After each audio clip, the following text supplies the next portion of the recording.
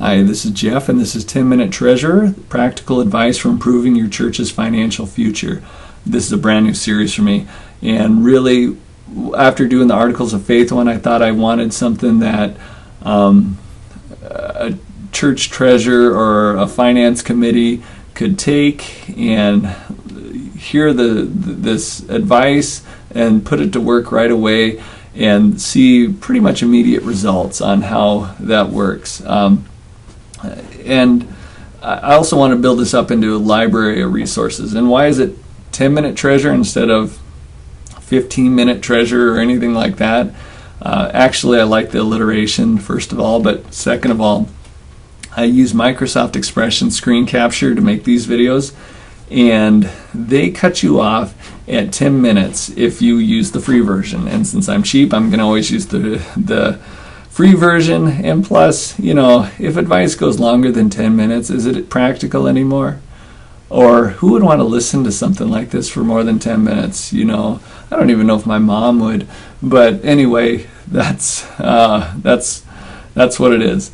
So, in this first one I'm going to talk about is giving for farmers and ranchers. At the time of this recording, we're right in the middle of harvest time. Also, a number of our churches are either doing or thinking about doing a commitment Sunday or a pledge card Sunday or a new consecration Sunday. So, it should be timely because I think there's a way for churches and farmers and ranchers to work together so that their giving is a win-win for both.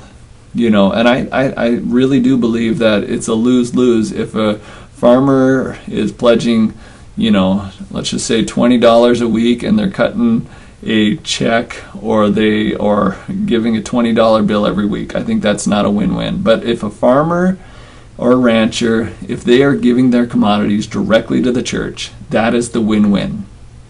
So if a farmer is giving their bushels of corn, wheat, soybeans, whatever it is, directly to the church, or the ranchers giving hay or yearlings directly to the church, or hogs, I guess, directly to the church, that is the win-win.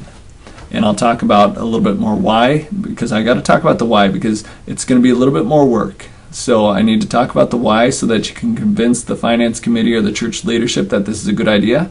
And I want to talk about how it's a win for the farmers and ranchers so that you can convince them. And then we'll go through some of the practical stuff. And it'll be just general advice. I'm not a tax expert, so you probably want to talk to a tax expert if you want to get everything perfectly right.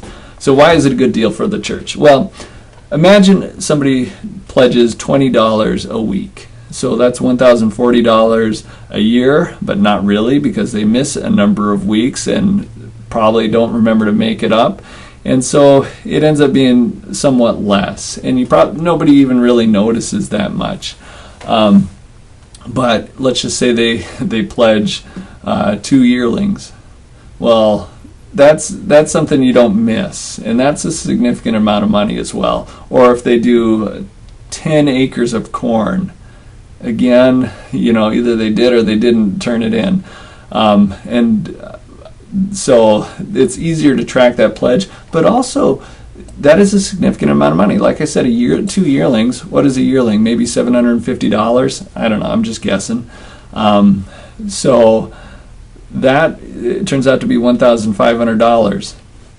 That's a pretty significant gift. But now let's imagine that it is, let's just say 10 acres of corn. So 10 acres times yield maybe is 150 bushels per acre times, I think the price is right around $4 a bushel now. That's $6,000 on 10 acres.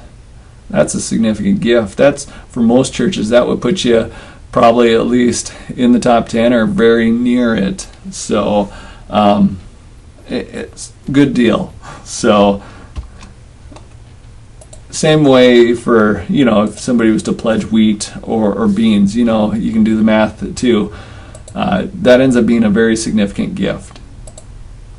So now why? So it's a significant gift, easy to track for the church. So that's the good deal. Why is it a good deal for the farmer? Well, for the farmer, it just makes sense.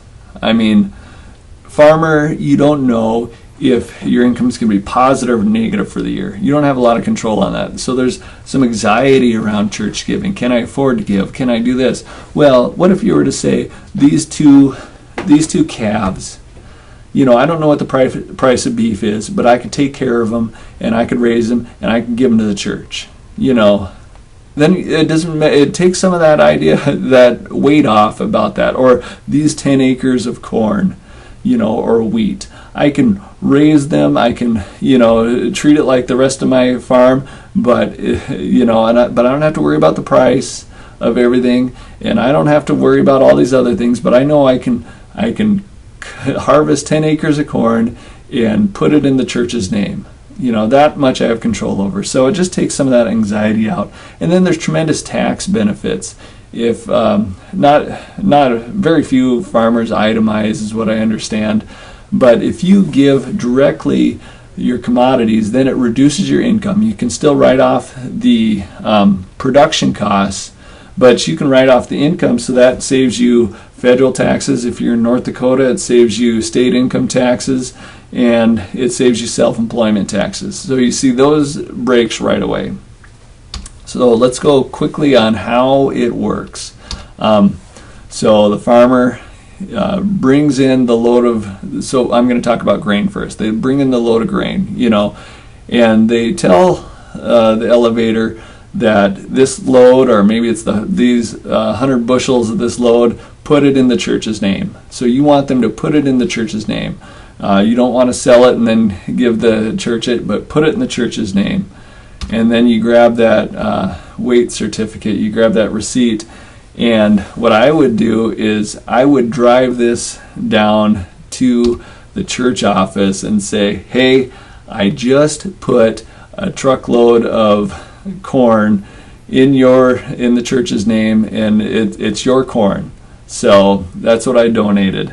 And then it's up to the church. The church takes actual responsibility for it. So it's the church will be responsible for any storage fees. And this is when you got to actually make the phone call and say, hey, I'd like to sell my corn or my wheat or whatever it is.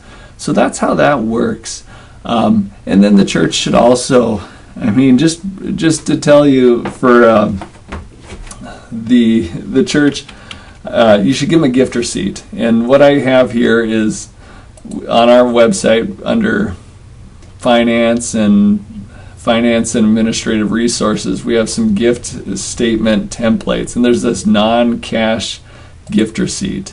And that's what I would use, because you don't want to report the dollar amount, but you do want to recognize and thank them for the gift. So you'd write, dear farmer so-and-so, our church would like to thank you for this. We received 100 bushels of corn on this date, and that's how you do that. But you want to recognize that in a way that's proper. So, but it is the church's responsibility. That's how the farmer receives that tax benefit. If the farmer tries to sell it, then the IRS would consider that the farmer's income. So, same way with cattle, though it's a little bit more difficult. I've heard it's hard to just donate cattle. Actually, what I've seen more programs is the church will buy some calves, and then they'll have the farmer raise it until it's time to sell them as yearlings.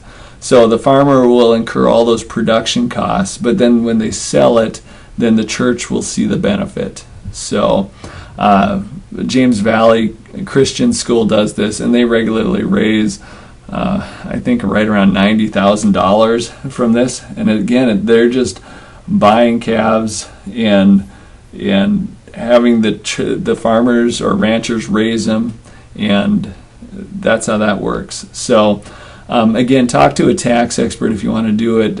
Make sure you're 100 way by the book, because I think sometimes it matters on your basis of accounting and timing of things. So that is 10-Minute Treasure, my first one. This is a product of the Finance Office of the Dakotas Conference, as well as the Dakotas United Methodist Foundation, and you can find us online at www.dakotasumc.org, where Jesus, mission, and connection matter. Thank you.